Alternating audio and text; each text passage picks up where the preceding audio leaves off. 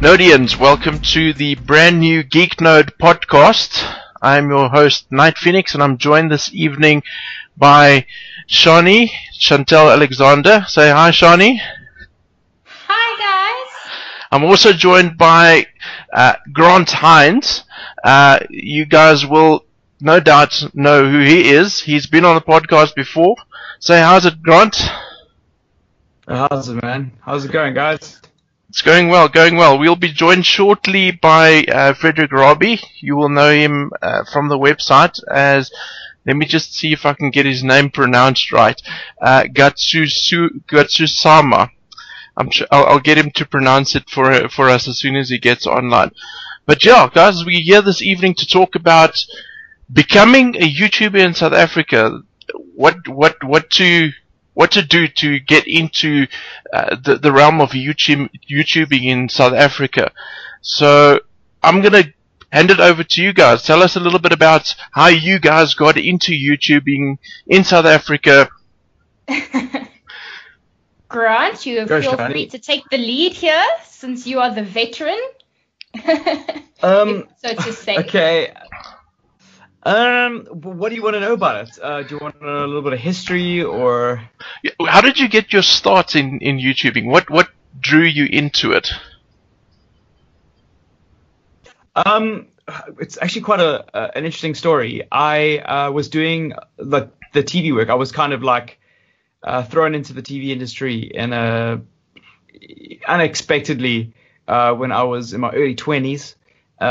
Because I was storyboarding for a cartoon show at the time. Like illustration was a passion of mine, and I got into illustrating for the cartoon show, which happened to be at a TV show. And I used to lose my mind about video games. I used to get really excited in the office and watch people play Rainbow Six Vegas, especially the guys in 3D animation, because they had the PCs that could handle it.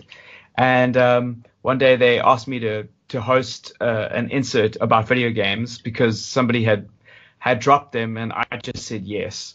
A couple of years later, I got a job at a company called Zoopy. They no longer exist, but Zoopy was trying to kind of be a YouTube competitor in South Africa at the time, and this was in 2008, I think, was when I started there. And essentially, I ran a YouTube channel for 2 years through them. I did Let's Plays and like Screw Attack kind of content. Screw Attack was one of my big influences at the time. I loved what they were doing. And Game Trailers. Game Trailers was amazing. Jeff Keighley was my hero, obviously, because of all that whole infrastructure that they'd set up and this cool like new medium that they were kind of blazing forward with. And also, he was one of the only people in the States that was kind of making a name for himself on United States television. So it was cool to see what was happening offline as well as on air. So that ended quite abruptly. That was like the best time of my life, like in many ways, the best job I ever had. We had like a huge green screen, a huge wide infinity curve, cameras, consoles, and I kind of could do whatever I wanted to do 9 to 5. And got paid a really decent salary for it, which was really cool. And I was really disappointed when they went under, as you can imagine. Yeah. And I went back into television because I had no other real options. Through that, I met another YouTuber called Casper Lee. He's from Knysna, and he's probably the most successful YouTuber. He is the most successful YouTuber out of South Africa. And I want to see what he's sitting on. I think he's on 7 million subscribers at the moment. So he's doing massively well for himself. And one of when I met him, he was only on 200,000. He's just about hit 7 million subs. That's pretty baller. When I met him, he was on 200,000 subs. So he was tiny, but we got chatting, and I was like, I really loved what I was doing at Zoopy. Was really bleak that I was back on television, and being around him inspired me to start investigating a YouTube channel to do the kind of content that I was doing on Zoopy and kind of run it on my own. But it was really hard to develop a business model around it to keep it sustainable. Yeah. A couple of years later, I went to VidCon. So this was like 2014. VidCon is the world's biggest YouTube convention, and it's held in Anaheim every year, June, July. It's just after E3. So I went to E3 and then extended my trip. Casper said I could crash in his hotel, and I went.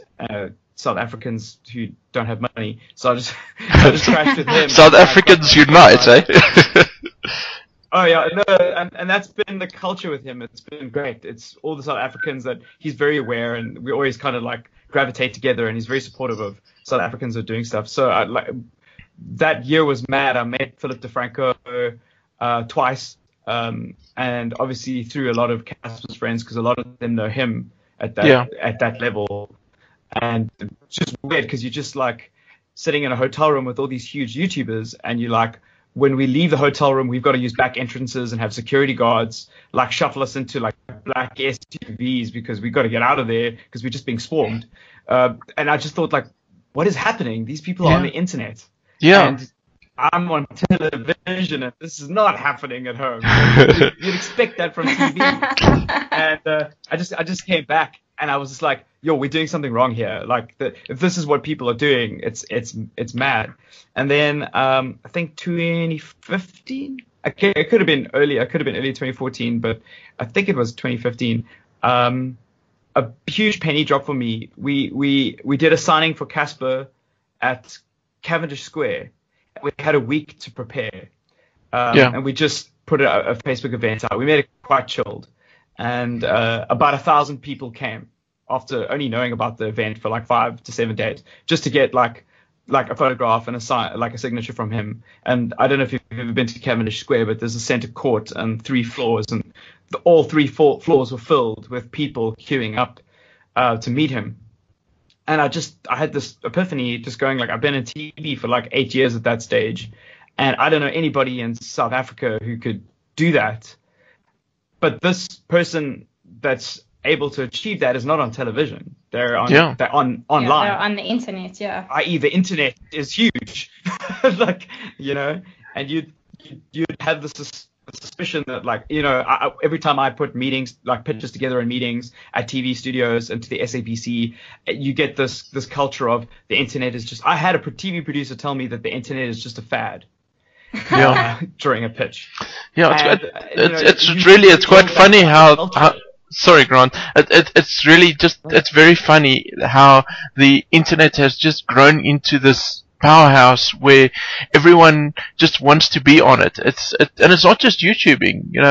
Television as a medium has also moved mostly online. A lot of people they would rather get Netflix or, as in our case locally, Showmax as opposed to DSTV these days, because there's just such a larger variety of television shows available on there. And not only that, it's also a time thing. It's like you can choose when you want to watch something.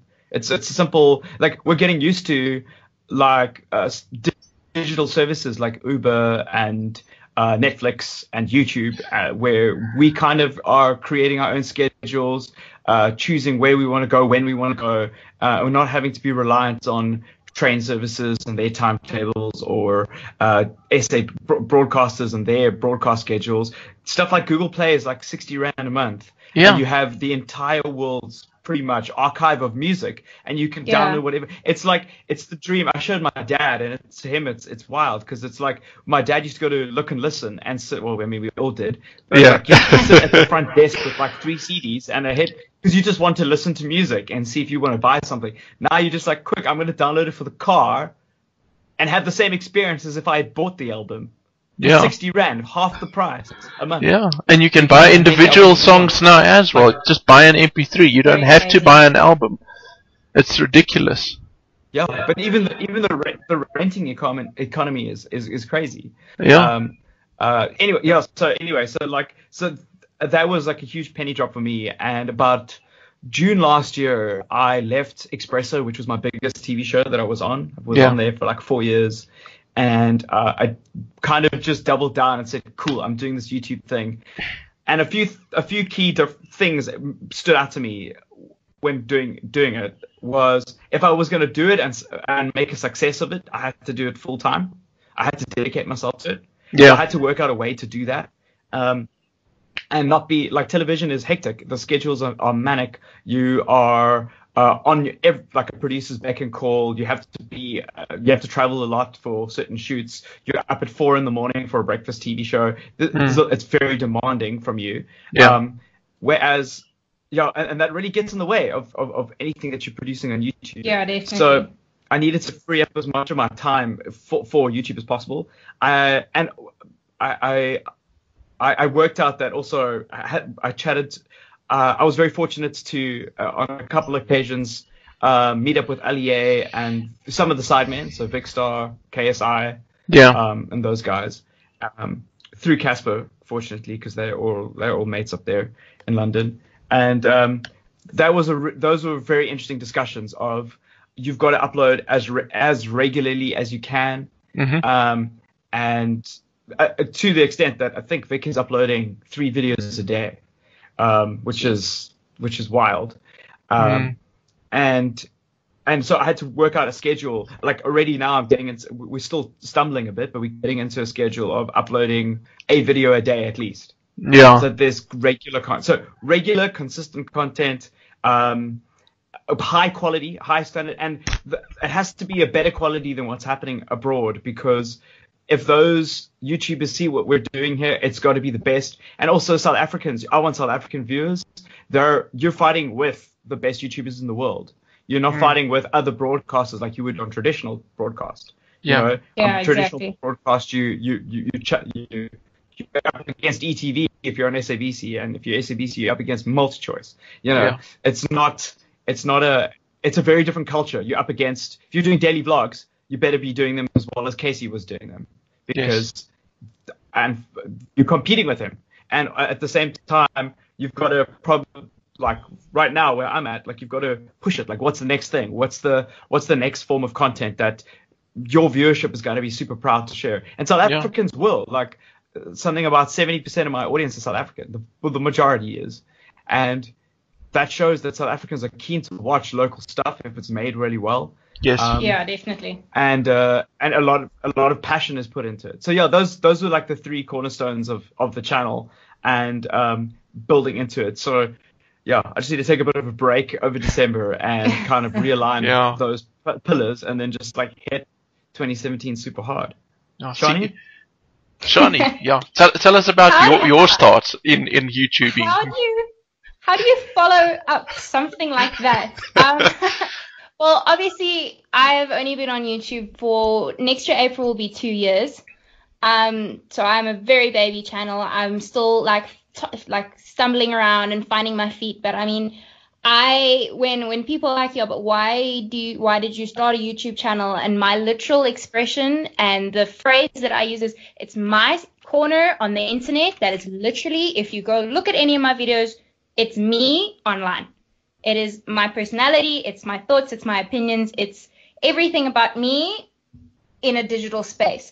Why I started YouTube, or why I got into it, was I've always been that really annoying person that's always had a camera since like grade 7. I mean, I still had a film camera back then before I managed to get like a digital camera. It was amazing when I got my first digital camera. I think it was like a 1.3 megapixel.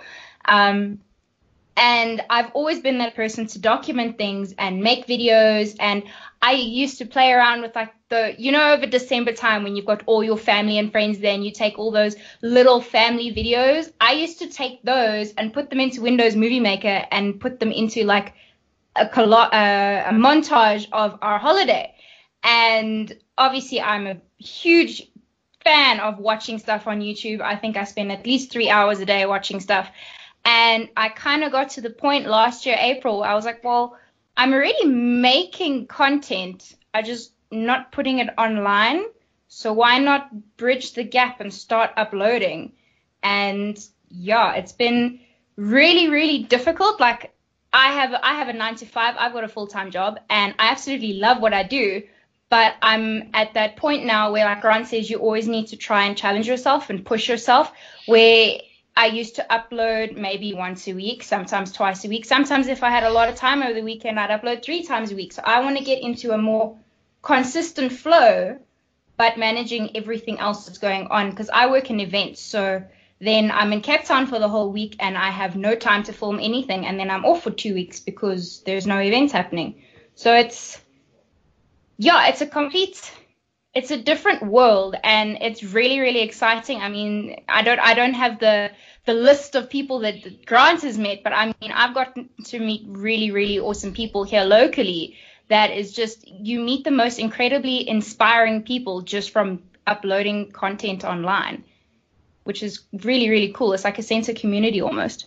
Yeah, and I must say, I have to add to that, you know, if you move around in the circles that we sort of move around in, Grant will know exactly what I'm talking about as a journalist himself. You really meet the most interesting people out there, and a lot of them, you know, it's great seeing them from a distance, but when you actually start interacting with them, you learn so much, and not just about video games. You learn about all sorts of things in life. You know, I Exactly. think the biggest thing for me is you learn how to deal with people, and you don't get that in any sort of regular way of doing things in life. I don't know if you agree with Yeah, that, Grant. definitely.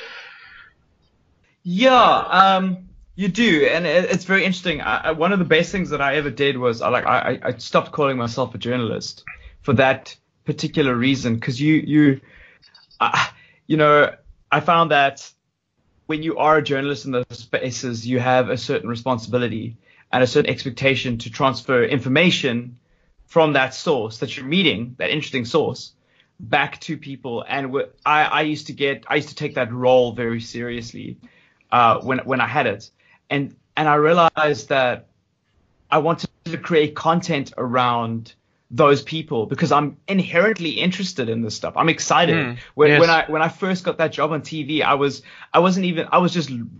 raving about Rainbow Six Vegas, and I wasn't a critic. Yeah. And one of the most freeing things was going, I'm a content creator, and just cutting ties with that thought process of like, I'm allowed to make content about something that I'm excited about. Yeah. And I don't have a responsibility to give it a critique.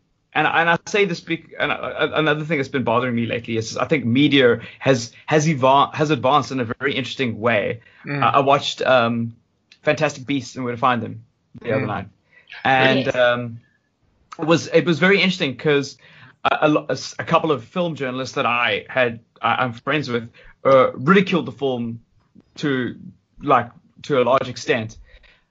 But when you have a film that is so set in the mythology of I wouldn't even call it a subculture. It's the Harry Potter like culture Fandom, yeah. That film critic is not. Yeah, that critic is not qualified to give that film a critique. And I started finding the same thing in video games. Games like Dota. I don't know what you'd give Dota a review score. No, I don't know what you would. It's an evolving product. You know what I mean? And I think one of the biggest issues with reviews in games these days is if you're going to be sitting down and reviewing a game at its initial point at launch, which is, let's face it, that's the critical time when a product is going to be bought, and customers, potential consumers, are going to be looking at reviews to make up their minds.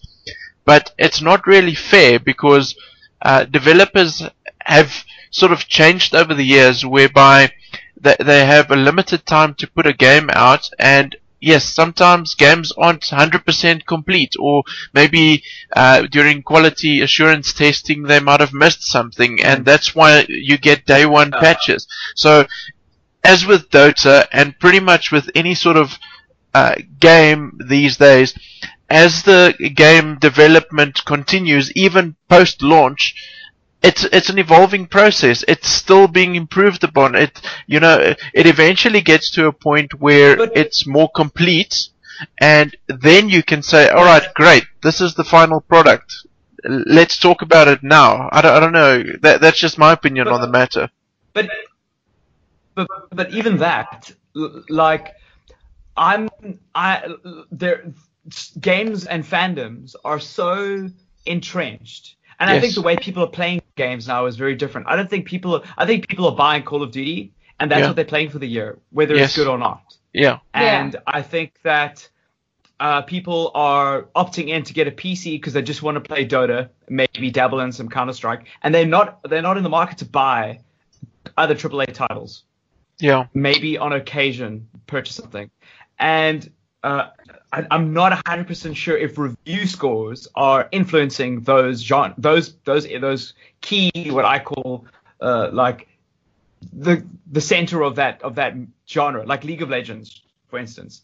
When a patch update comes out, a journalist cannot address the importance of that patch update to the community. A community member who is involved in that community has the authority to do that because they understand it's so deep and so vast that no one journalist or no one critique. It's not like it was in like the late 90s and early 2000s, even the late 2000s. That started to split apart, like where people are only interested in one genre of game or one type of experience in some ways, and that's what they stick to.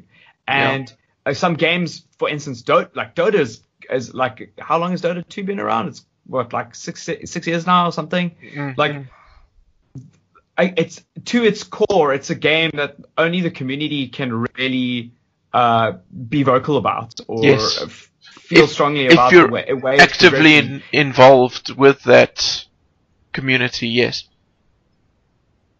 Because it requires active involvement. It's not a passive experience. It's not something you can sit on the sidelines and go, oh, I tried Dota. It was a terrible experience. I give this patch a 6 out of 10. Or whatever the case is. Like that audience is not going to listen to you. It's like rugby. Can you do the same thing with rugby? Can you go like, these new rules that like to speed up the game in rugby, do we like them or don't we like them? And somebody that's a sport critic who can't necessarily speak to it. You can't rate something like that, but you can be vocal about it. Yes, but it's to me, it's like sport is such a varied activity that we have specialist journalists in those fields. You have a football, you have a soccer journalist, and you have a rugby journalist.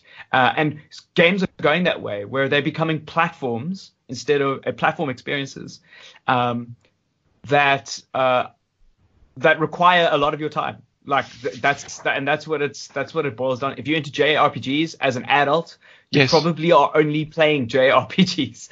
Yeah, like you're not the 3 that you get a year. You're not going to be playing anything else. But guys, I want to know what have you guys been up to in terms of geeky things for the last couple of weeks? What's your highlights from the last couple of weeks on the geekosphere? Well, I finished because I was the Nerd Nab Motherload winner on the recent not this month's edition, the previous month's edition. So with that, I got Gears of War 4, which I am a die-hard Gears fan. Played all of them, including Judgment, and I even enjoyed Judgment just a little bit. And I did too. Don't listen to the haters. Yeah. It had Damon Baird all the way. It was fun. I had a good couple of days of that. Exactly. So I managed to play through that eventually and finally, and I really enjoyed it. So that was Gears. Xbox turned 15 recently as well, so they hashed up the whole, guys, what were your favorite things from the last 15 years of Xbox? And I haven't been on Xbox for that long. I've probably been on Xbox for 6 years now. But I mean, it makes you sit down and think, oh my word, but there were all those times. And obviously I got exposed to gaming through my brother when I was like 4. And you just sit and think about all those great memories over the last years. And you're like, wow, but I have that to thank to a specific game or a specific platform developer. And it's a really great world to be exposed to. So from geeky things, I've kind of just been in the whole like memory lane, reminiscent type vibes, which is, it's a weird space to be in, but it made me feel all like warm and fuzzy inside and rekindled my love for gaming. Because I will admit, I did kind of steer off the path for a bit, and I hadn't touched my Xbox in like 3 months, and I definitely should wrap myself over the knuckles for that. But just with having that, it kind of brought me back, and now I'm doing Gamer Vlogmas, where I'm literally doing, and I'm setting myself a challenge of getting an achievement every day for the next couple of weeks leading up till Christmas, up until the 24th of December. That's awesome. That's forcing me to sit down and play at least half an hour worth of gameplay every evening just to get an achievement. That's pretty cool. That's what I'm doing. And speaking of Gears, Grant recently hosted a really awesome Horde matchup for us. I'll include the video to that again at the bottom of this article if anybody wants to go watch it. But that was a great deal of fun, Grant. Thanks again for organizing that. Yeah, no, that was rad. It was really great edits as well. Well done. Yeah. Thank you. Yeah, major skills. I think that was your longest video that you had done up until that point. Yeah, that was my longest video. And it was hard to cut it down because everything was so good. Yeah, it was so much fun to watch as the whole thing. Yeah, I think Fred has sorted out his mic issue. He had his headset plugged in and he's on loudspeaker now. That the headset wasn't working. Fred, say hi. Fred. No, I think he's still battling. I guess he will be the ghost in this podcast. But thanks nonetheless for joining us, Fred. But and you mentioned you went to go and watch Fantastic Beasts, Grant. What were your general thoughts on it? Yeah, it's cool. It's fun. I wish I was more involved in the Harry Potter scene. Yeah. I could have a better idea, but there seems to be Oh my god, Grant. You're not a pothead! Oh my god! Oh my gosh. Hey? You're not a pothead?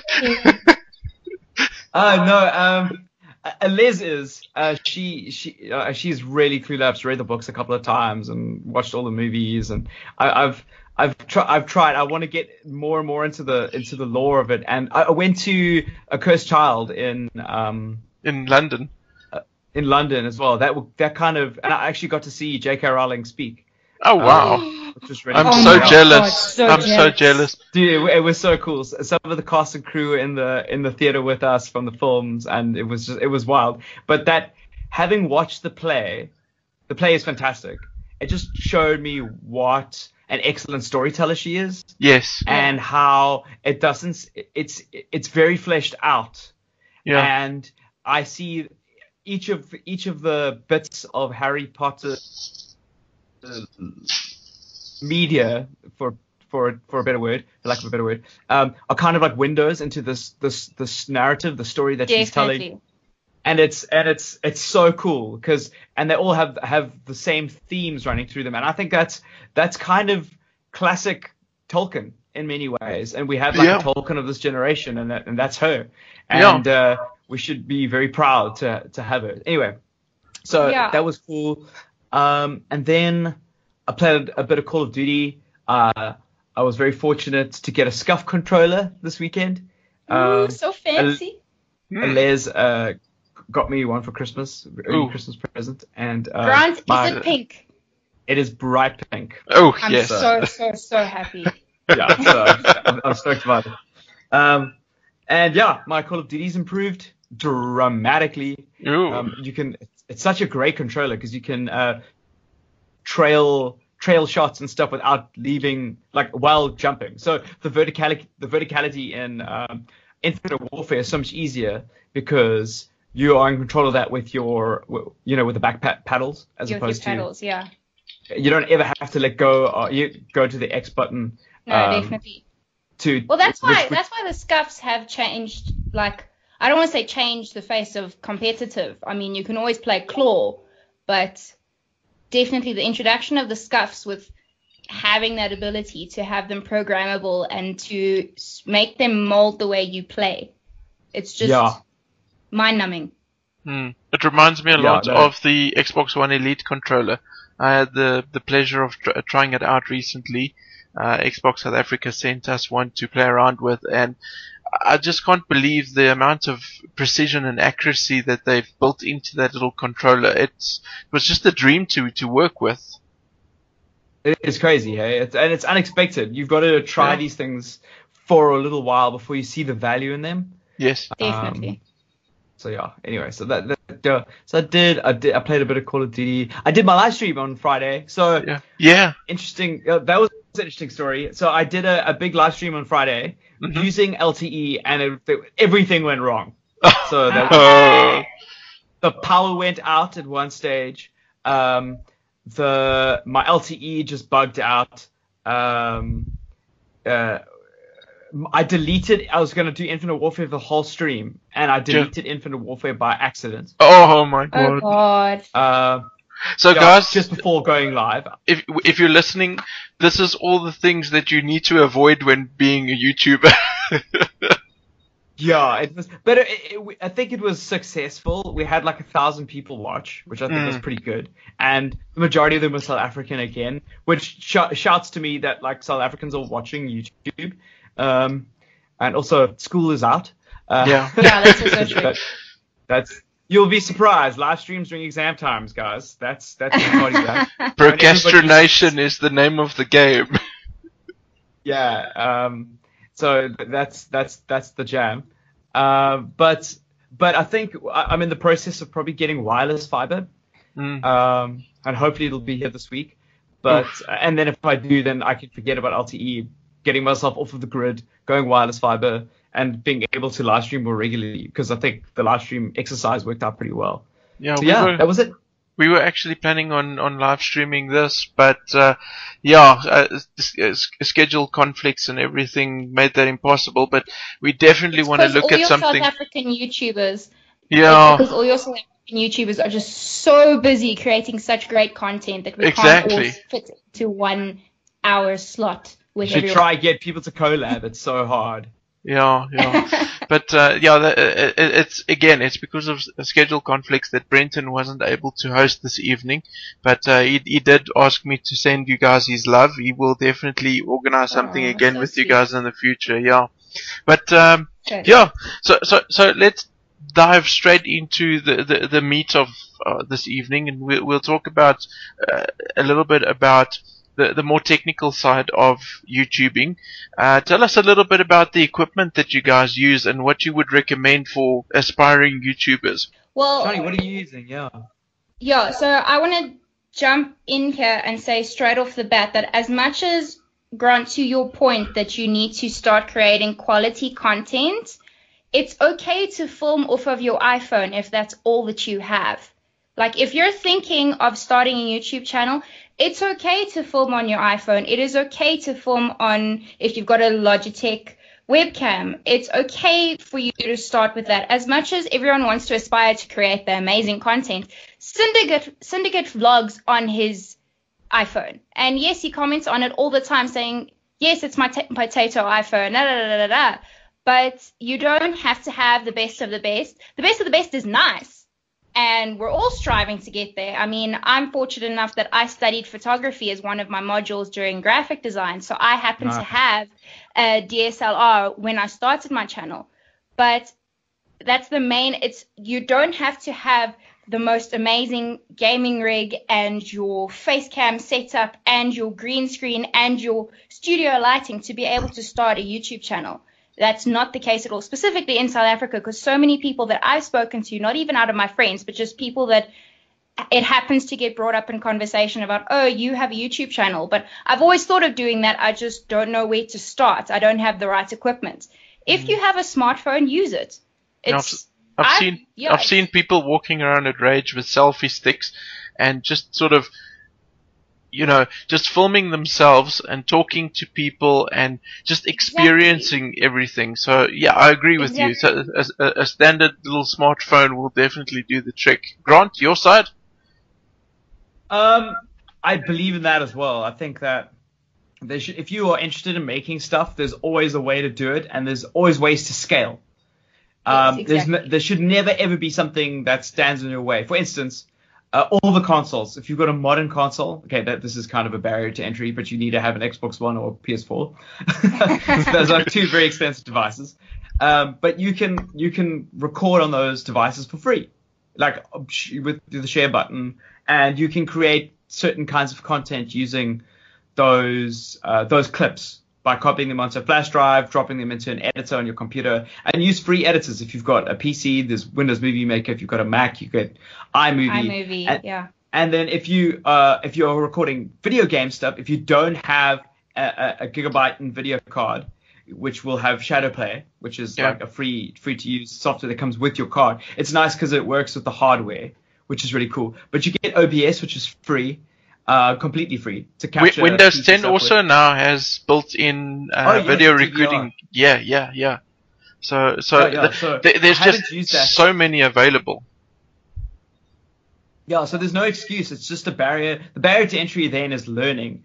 And so when people always ask me, like, what can I do? How should I do it? I don't have gear. I have some friends who are really trying to get their YouTube channels off, but they complain that like the Elgato broke or something along those lines. I just go like, yo, you have no excuse. You don't have to have those limitations, and they're and I mean that because if you can't work under limitations, you probably won't be able to work when you've got everything either, because that same spirit that you are. That passion that you're using to make that initial content needs to be there when you make your content, when you've got a 70D or a super banging Canon camcorder for your face cam and all that. It's the gear is not going to make you. It'll make the quality of what you shoot better, but it won't make the videos that you cut. If you have really bad content, you can shoot it in 60 frames a second. It's still going to be bad content. That's what it comes down to. That would be my takeaway, because I'm not a Canon person, I'm a Nikon person, so I have a D5300. Let me just make sure. Yeah. So I have that, which is a revelation, because the DSLR I didn't have a swivel LCD display. So I could never see myself when I was recording my videos for like a good year and a half of making videos. So I always had to like set up everything. Grant, you would know. You set up everything. Then instead of being able to see if I'm in focus or not, I'd record like a 30-second clip, turn the camera off, run around, look if I was in focus, kind of adjust and guesstimate where it needs to be in focus, run back, or I would get someone else to sit there and focus it. It was very difficult, but I made it work, and I managed to save up money and get a camera that has a swivel screen. Like, just that little bit of a difference has made a world of difference in my life and YouTube. But you learn things, right, by using all the gear. No, definitely. I definitely learned stuff. I mean, for the first gaming video I ever did on my channel, I dressed up as Mario, and I recorded some capture on a Wii, but I was using my Elgato, but I didn't have the correct cables for the older components, so then like the display came out a bit fuzzy. But I was like, was it a Roxio? Yes. Oh, that's terrible. But it was okay, because I learned from that, and now I managed to get my Elgato to agree with me. I had a little bit of a fluff up with gears, but it seems to be working now again. So you learn from those mistakes, and you actually pick up really hilarious stories about all of these times that you were trying to film something. I mean, I know I have another YouTuber, which I don't have permission to name drop, so I might not throw that in here. But she who must not be named. Yeah, she who must not be named, but she has a nose. Don't worry, she's not Voldemort. She didn't have a tripod to set something up, so she was filming on her cell phone, and she put it in a selfie stick, and she literally pushed it up against the wall with pillows and chairs to let the tripod be a tripod. And I mean, it's that kind of thing. You don't need a tripod. You can use a stack of books or a table with like something like that. I use a light box for sketching to use my lighting at the moment, because I accidentally that must look really good. It's amazing. It's amazing, and I'm making it work. I will get the studio lighting eventually, but for now, I'd rather upload stuff than not upload. Yeah, no, you've just got to carry on going. It's not like you publishing a book that can never be unpublished or whatever the case is. I think of it as iterating. So if you have an attitude of iteration in your content, then you will always use your limitations to your benefit, and they will kind of dictate how you make what you're making. And the better you get at making that stuff, the better the equipment is actually going to serve you. If you just start off with like millions of dollars worth of equipment, it's gonna be rubbish. No, exactly. Like I have a different friend, not for YouTube, but this is just a friend that used to edit videos for like freelance work, and she used to edit in Premiere Pro because she had the Adobe software, but she was making such terrible videos that I advised her, why don't you use iMovie? It's so much more user-friendly. It's not as complex.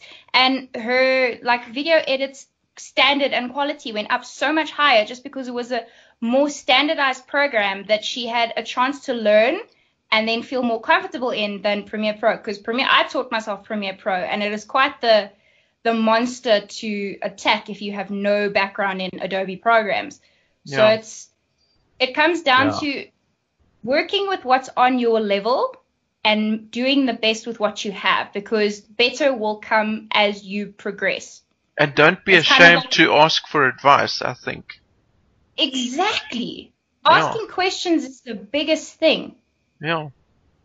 There's no stupid questions, ever. Yeah. I had to phone up a friend the other evening to ask how to get OBS to work because it just wasn't working. 5 minutes on the phone and everything was working perfectly fine. The world is right again. Exactly. Yeah, but guys, YouTube isn't always just sunshine and roses, and I'd like to quickly discuss something that I've actually dealt with myself. I'm sure you guys have dealt with it as well. DMCA takedown notices. I'm sure you guys have had instances where people have sort of come to you and said to you, hey, listen, we don't like you using our content, take it down, or we will get YouTube to step in and do bad stuff to your account. Tell us a bit about any experiences that you guys have had in that front. I can't say I've had an instance like that. Touch wood. Yeah. Yet. I used to back in the day, but I started working around it because there's a reason those notices they exist, and they're important because at the same time, like if somebody takes my videos and uploads them to their channel, I'd be very angry. It's your IP. Yeah, and people are just protecting their IPs. So the more I'm aware of how those, like what is copyright and what isn't copyright, the better my content is going to be. Like I've always gone, okay, cool. Like I don't want to copy anything. I want to be as creatively original as possible. I'm not somebody who complains about people removing the rights to use music on Twitch, for instance, because like obviously if you're going to be a legitimate platform of any kind of broadcast medium, you're going to abide by international copyright standards. Yes. And those are there to protect artists, including yourself. So I'm very happy with it. Now, it comes back to Grant's comment, but it comes back to Grant's comment about how there are free sites and free programs available. There are tons, if you know where to look. YouTube itself has an audio, if you're specifically talking about music now for your videos and for your content. YouTube has an audio library of royalty-free music that you are free to use. Some of them you do need to give credit to the artist or the person who's made the track. But YouTube has that in place. And there are tons of sites where it's royalty-free or it is... Sorry, the dogs are barking a lot. Where they have those places. You just need to know where to look. And it's a case of asking and being like, okay, I'm probably going to get a copyright strike for this music, so therefore don't upload it. Rather use original content that you know is either free to use or is royalty-free. That's a big misunderstanding of what royalty-free means. Royalty-free means it's probably not free to use. You still need to pay for it, but you don't end up having to pay royalties on the earnings that you make off your videos. There's a whole long list of T's and C's that you can read, and I'm sure Grant can back me up here. But it comes down to, why are you copying other people's stuff in the first place? Just don't do that. Be original. Yeah. Like. Yeah, and like word to the wise, and this is where I think my biggest issue came in is it's not okay to use content and then credit people for it, because it doesn't work that way on YouTube. You have to contact the people beforehand, get written permission get all from the them. permissions, yeah. Yeah, and then you may use it. Because if you're just going to go ahead and use their content in your videos and then say, oh sorry, but I didn't know, that's not acceptable, because at the end of the day, it's written black and white all over YouTube that you can't just go around and using other people's content, especially when it comes to big like music production companies, music and stuff. So always, guys, remember, contact people, get permission if you'd like to use stuff, because trust me when I say this, you don't want to end up in a big legal battle because you illegally used a copy of Gangnam Style in your video. Yeah. Look, I think people are the big complaints come when you get a takedown notice for something that is legitimate. Yeah. But that's going to happen, and it's going to happen fewer.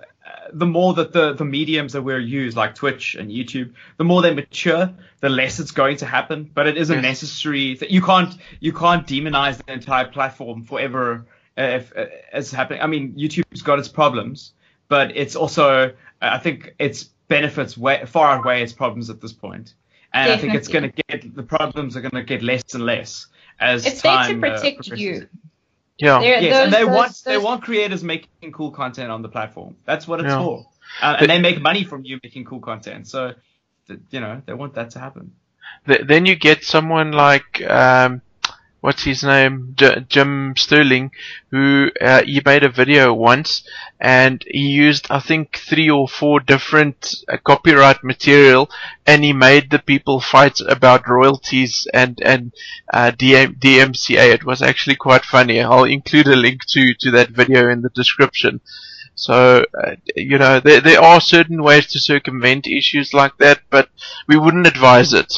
Rather stick to, like Grant and Johnny says, to original content and ask for permission first. Yeah, I really wouldn't bash it. Like it's a very important thing to remember. It's YouTubers like Jim Sterling are quick to criticize it, but it's important that those things are in place, and when they get implemented badly on the few occasions that they are, it's disappointing, but it's not irreversible. And they're looking out for the best interests of a lot of those YouTubers. I don't think Jim Sterling's even monetizing his videos anymore. Yeah. Which I think is a bit excessive, and also, we want people like him to make a living out of his content. If he can make a living, then he can make better content. Exactly. And I'm okay with people getting paid. You know what I mean? I don't have a fundamental problem with that. And that's a job. And Shani will testify, it's a really hard and strenuous job. It really is. People just think, oh, you have a YouTube channel, you get to play around. Like Grant has a 100% gaming channel. My channel's kind of like all over the place with like lifestyle stuff and gaming stuff and craft beer stuff. So it's not just something fun we do over the weekends. Grant is a full-time YouTuber. I can guarantee you it takes up majority of his time. I try to be a full-time YouTuber, but at the moment it's because I have a 9-to-5, it definitely takes up a lot of my rest hours, quote unquote, when I'm not at work. And you have to set time aside to record your content, make sure that all of the content you recorded is fine, that you had that your audio was picking up, that your game files didn't corrupt halfway through, and then you come to edit a week later and you realize you only got half your gameplay. Speaking from experience. And then you have to take the time to go and edit that stuff, and then on South African internet, upload it so that it can be uploaded on time. So it's definitely a time consuming, it's a hobby to a lot of people, but it's a very, very time consuming hobby, if I can put it that way. It's super rewarding and it's so much fun. And like we said at the beginning of the podcast, you get to meet so many epic people. but it's not a walk in the park, and it's not something that happens overnight. It's the continuous grind and the continuous work and chipping away at that. Okay, today I'm going to be better than yesterday. Yeah. It's this weird culture where like people don't want you to get paid. I don't understand. They don't want you to make a career out of it or make a living out of it. But if you are filming for television or you're a sound person for a broadcaster, that goes without saying. But as soon as you're doing that on a channel, then people have a problem. As soon as your profession is no longer in that box of that very stereotypical thing of this is what a job should be and this is what you should be earning from, why should someone who gets to play games all day be earning the same amount? Like, that's just not fair. And you kind of look at them and be like, well, we can't help it that we made better life choices. Ha ha ha ha, totally joking. But it's honestly, and Grant can definitely testify for this, because I'm pretty sure you're living your dream of you get to be able to do your hobby for a living and you absolutely love what you do. It comes across in your videos. I'm not there 100% yet, but I'm very fortunate that I love my day job. But then again, I also love creating content. It's super rewarding to be able to do stuff and get recognized for it. Kind of. Yeah. Look, it's cool, but it's a lot of work, and I'm passionate about it. I'm excited about it. But don't underestimate. It's not a walk in the park. It's a lot of late nights. No. It's a lot of recordings that go bust. It's a lot of like, I did a recording. I've done recordings with like Joe Sugg, who's like a really big YouTuber, and I was really excited only to have the audio that I recorded broken. And like it's devastating. Those moments are so high and like your lows are so low. It's hard to describe. But that said, if you enjoy the creation of the content, you're going to be learning and picking up skills that you'll probably use for the rest of your life. So if you are in high school and you're listening to this and you start a YouTube channel just to mess around and not focus on an audience, because popularity is not valuable. But being able to cut video, to be able to work in humor and comedy, to be able to perform in front of a camera, to be able to understand file formats that you're dragging into a video software, to understand how that video software works. Those are all skills that you can use in multiple ways in the future for jobs that probably haven't been invented yet. And you will better yourself in your free time than sitting and vegging and watching a TV series by sitting and having fun creating content. The channel might blow up, or you might find that you don't enjoy doing that. You really enjoy design. And you might just pick up Photoshop because you were using Photoshop for thumbnails, but you can really work out like some really cool design and end up at design school and working for an agency. You never know. Exactly. And nothing is a failure. So as soon as you start, don't think about like what the end goal is. Start and enjoy it. If the goal today is to do it and have fun, then you've succeeded. That's the most important part. Yeah. But guys, let's swiftly move through the rest of the agenda, and then quick thing. Any of you guys played the new Final Fantasy? Not yet. Not yet. And Shawnee, your side? No, I haven't. Is it? I'm yet to try it out myself, but I think that's a discussion for another podcast. But I think that's the major release at the moment for video games. So onto movies. You guys excited for the new Star Wars, the Rogue One? Yes, very. Gonna go and watch it on day one at release. I'm out of town, unfortunately, but the day I get back. Yes. Yeah. I don't do well with big crowds of people, so I usually wait a couple of days for all the like swarm of people to be gone. But I tend to stay off of the internet for those couple of days so that I don't get any spoilers. Yeah, it's good. So I won't be seeing it on day one, but I will be seeing it eventually. I take it a step further and I try my best to avoid spoilers for big movies that are coming up.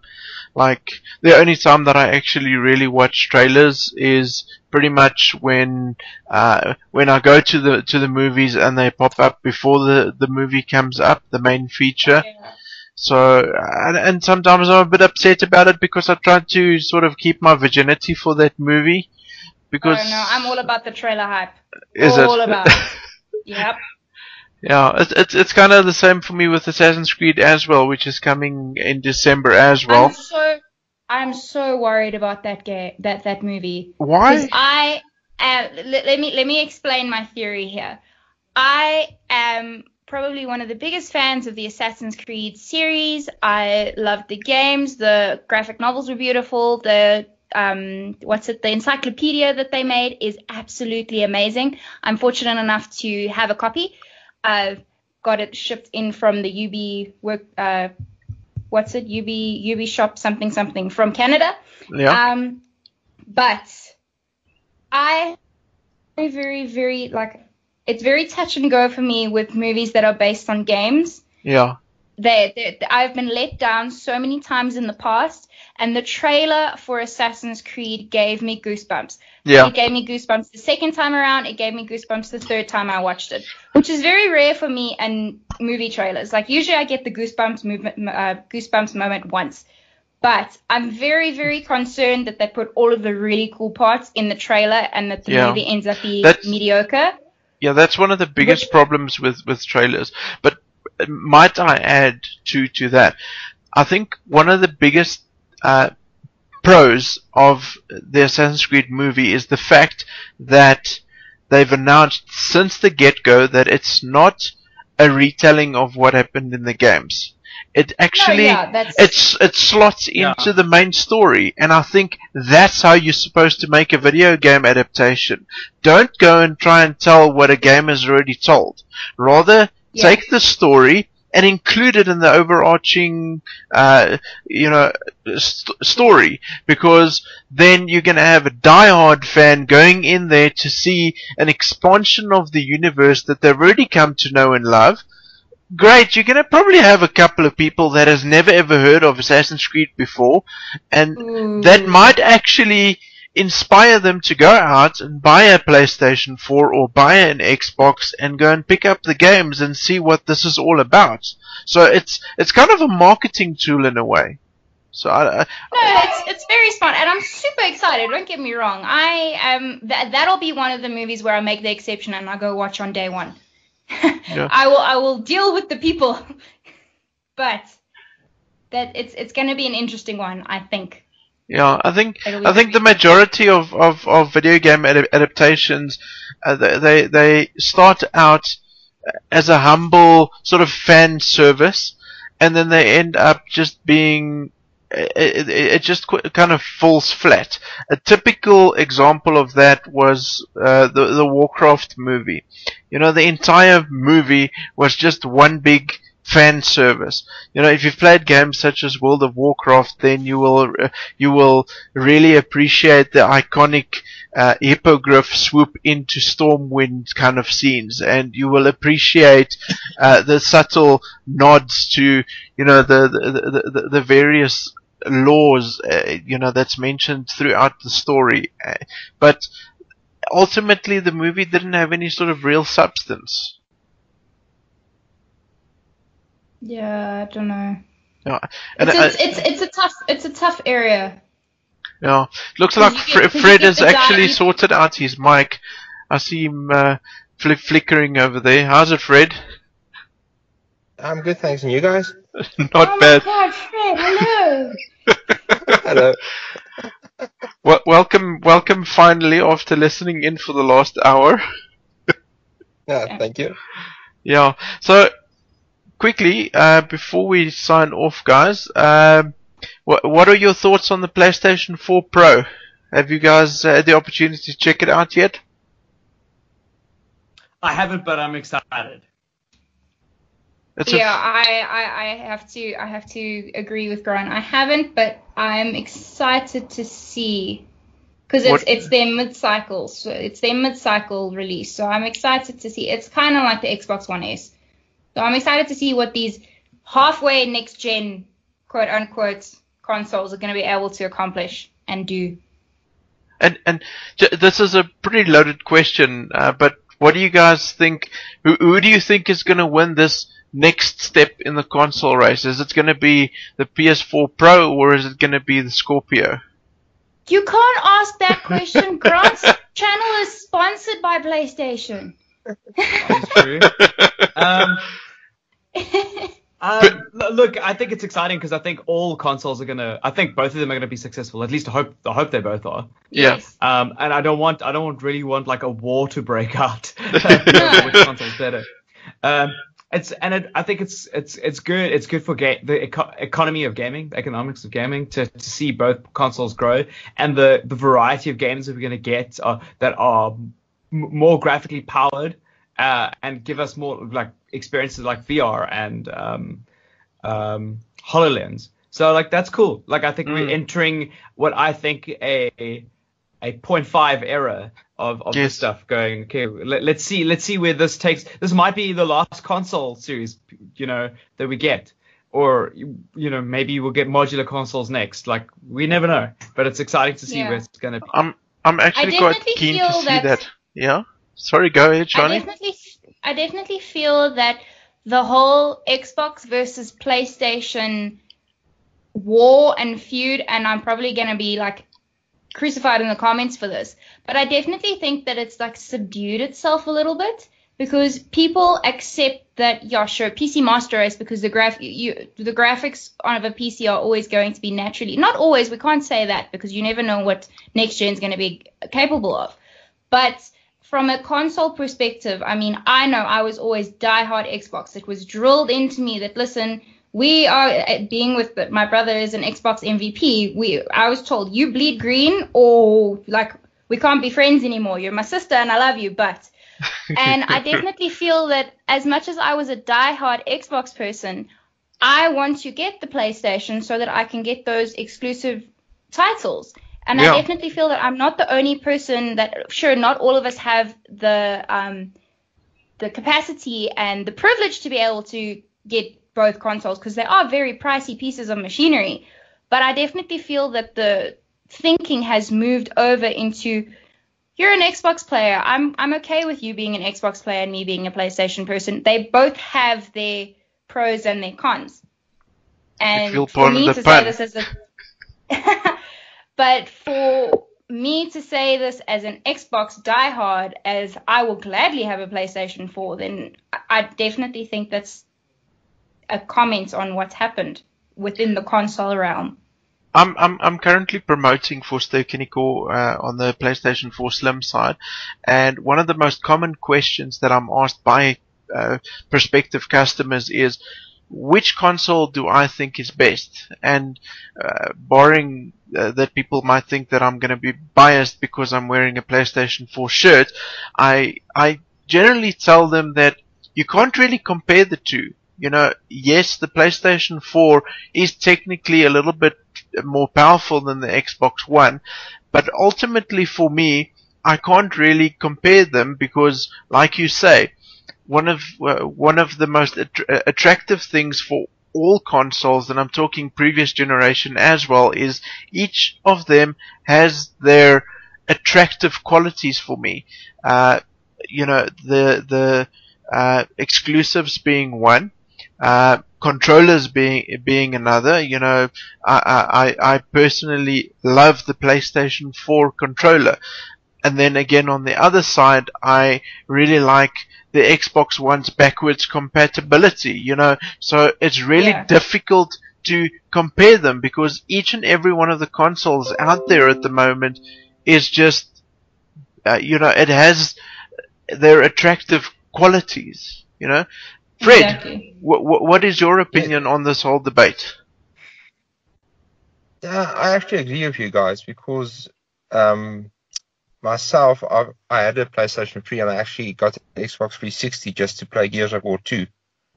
So the whole point is gaming is gaming. That's how I see it. So the console wars, I see that as futile basically, because as long as we enjoy gaming, that's the only thing that counts. I don't see that they have to compare the machines directly because, like you say, that's not relative. Yeah. It's really true. But guys, before we say goodbye, just a quick one from you guys, and again, this is kind of putting you guys on the spot, but I guess it's also a shout out to the other YouTubers out there. Quick fire. We'll start with you, Grant. Who are your top 3 YouTubers at the moment? And you're not allowed to name yourself. I would definitely not name myself. I would be bottom of the list. I really like PewDiePie. Yeah. I really admire what he's doing. I think he's incredibly intelligent with the kind of content that he's making. And what he's doing lately now is very interesting. He might be ditching his channel at 50 million subs, which is interesting. Okay.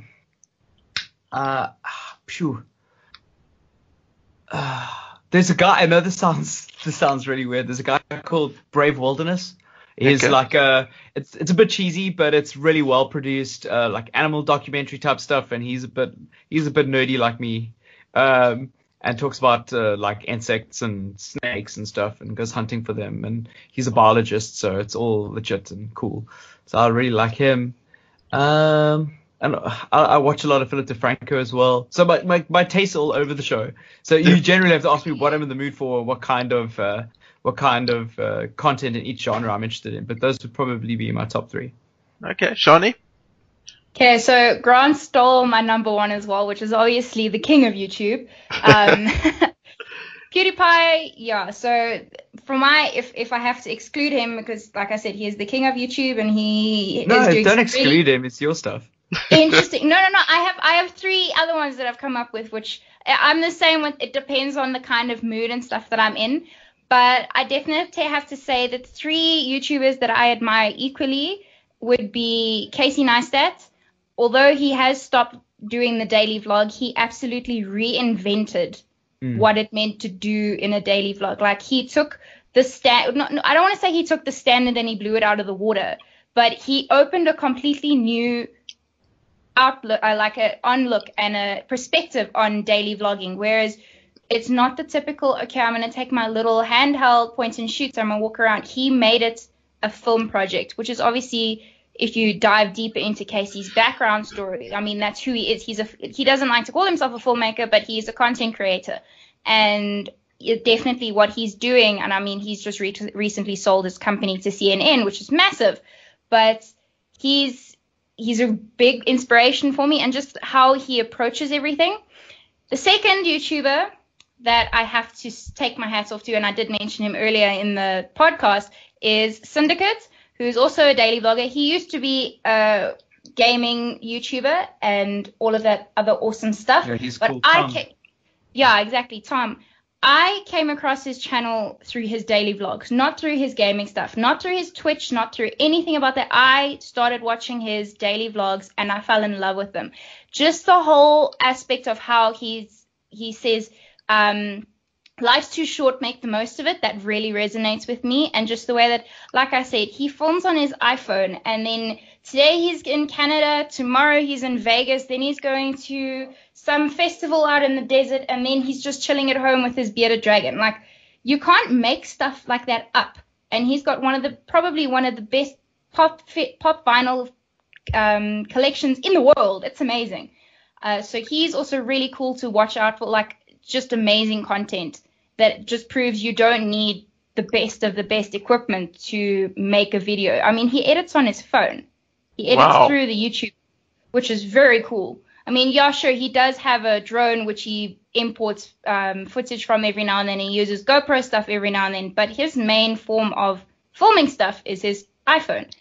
Then lastly, and this has got completely off topic, and I was going to mention like the Zoellas of life and the Alfie Days of life, or the Pointless Blogs of life. But I have to say that Aussie Man Reviews just makes me laugh every single time I watch any of his videos, just because he's got such an interesting outlook on stuff, and he'll comment on whatever he wants and however he wants. And his Game of Thrones like synopsises after each episode, I cannot wait until they are uploaded, and then they're like the funniest things ever. I probably built this up way too much, but he's the Australian that comments on stuff, And then he'll comment on how a lizard is running away from snakes, but he'll make it this play-by-play commentary that is just so addictive to watch that you get stuck in that black hole of 3 hours later. You don't know how you got to the side of the internet, but you got there somehow. Is he the guy So that that's did the Naked and Afraid thing? I think he likes commenting on Naked and Afraid. I saw something of his on Facebook the other day, but I might be mistaken. Yeah, I can't. Yeah, I mainly follow him for his Game of Thrones stuff and then his random nature animal videos. I mean, he commentated on a marble race, and he made it interesting. Like Okay. a marble Well, race. Just that's think an about insane it that talent. That's an insane talent. way. So, Really? yeah, those have to be my top 3 at the moment. Fred, But at the moment, Yes. what are your top 3 content creators / YouTubers at the moment? At the moment, okay, it's Markiplier. I don't know if you guys know him. I normally watch his reaction Yeah, videos and stuff like that, yeah. because that's actually quite hilarious. I've got Game Ranks as well for video game reviews and updates. And then the one I've been watching closely lately is Young Yeah. I don't know if you guys heard about him, but I'm following closely on any news on Death Stranding, the new game from Hideo Kojima. Okay, so he comments on that quite a bit. Yeah. Okay, that's quite interesting. I'll check it out. Who are your top 3? My top 3. Two of them. Grant, Shawnee, and a third YouTuber. Mine are actually local. I'm a huge fan of Suzelle DIY. She's just so classy and funny. I'm sure you guys have heard of her. Naturally. For the listeners at home who's not aware of her, she's got this very funny DIY show where she explains how to do stuff in very funny ways. I'll include the link in the description for you guys to have a look. My second favorite YouTuber, I've actually followed her closely since she started doing her thing. Man, what's her name? I'm just trying to think now. I'll get back to her now. But she does skits. The Anne Hirsch show. Yes, Anne Hirsch. She's awesome. She does 2 shows. She does the Anne Hirsch show, which she self-describes as South Africa's only stalk talk show, where she has celebrities on the show.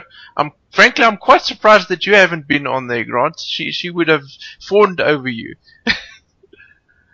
But That's very kind. Yeah, no, I've had her on my show at GameState at Zupi. okay, that's pretty cool. She's got such a fantastic personality. I think she's actually working with News 24 at the moment, or Media 24. But she's got her stalk show, and then she's also got the Cape Town news show.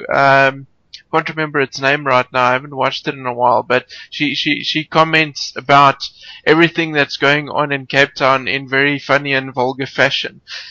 And then my third favorite at the moment is it's actually 2 people, but they run one channel. Ashley Birch and her brother Anthony Birch. They run a YouTube channel called Hey Ash, What You Playing, which is also video game orientated. Oh, cool.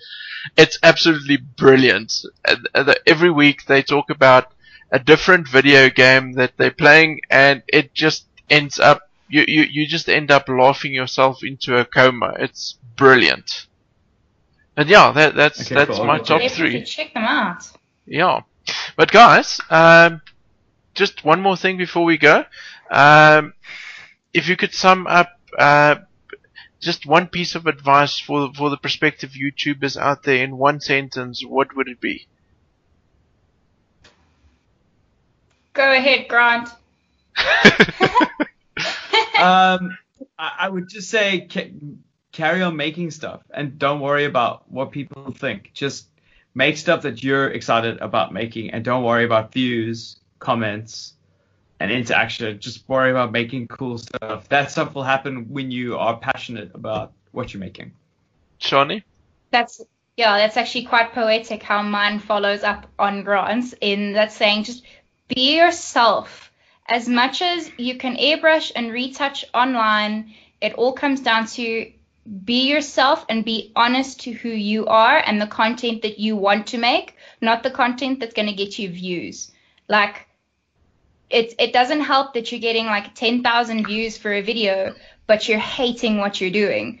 Rather get 1,000 views, which is amazing. Like, I wish I could get that, but rather do stuff that excites you and that you want to make, rather than stuff that's kind of you're just coaxing by and you think, oh, I really don't want to make this video today.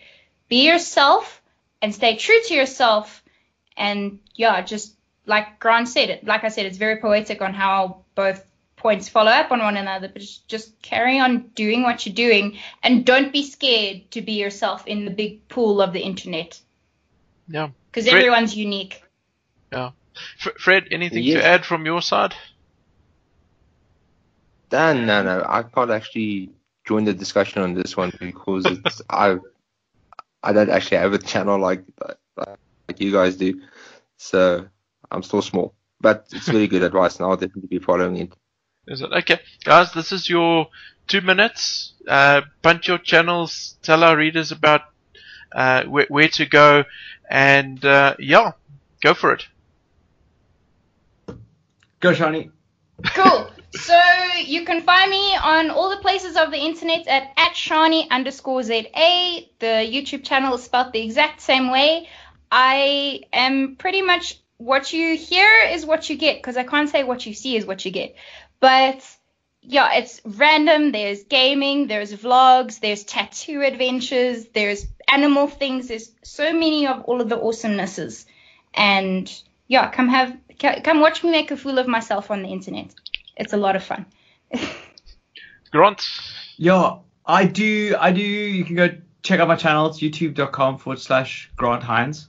And I just do video game stuff predominantly. I do a bunch of lifestyle, like vlogs, generally just giving you a little bit of a glimpse into some cool stuff that I do, but I do that rarely. But most of the time it's more about like just in playing video games. I create like little stories around the games that I play, and yeah, it's about having fun and making the best quality stuff that I possibly can. So go there and press all the dislike buttons. Joking. Why dislike? Seriously. It's a joke. But guys, thank you so much for joining us. It's been an absolute pleasure having you on the podcast. And yeah, in the very famous words now from Grant Hinds that he uses at the end of his videos, high five stranger. Am I saying it right? Yeah. High five Yeah. stranger.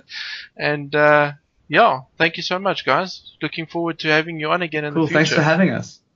Thank you Yeah, so man, much. Awesome.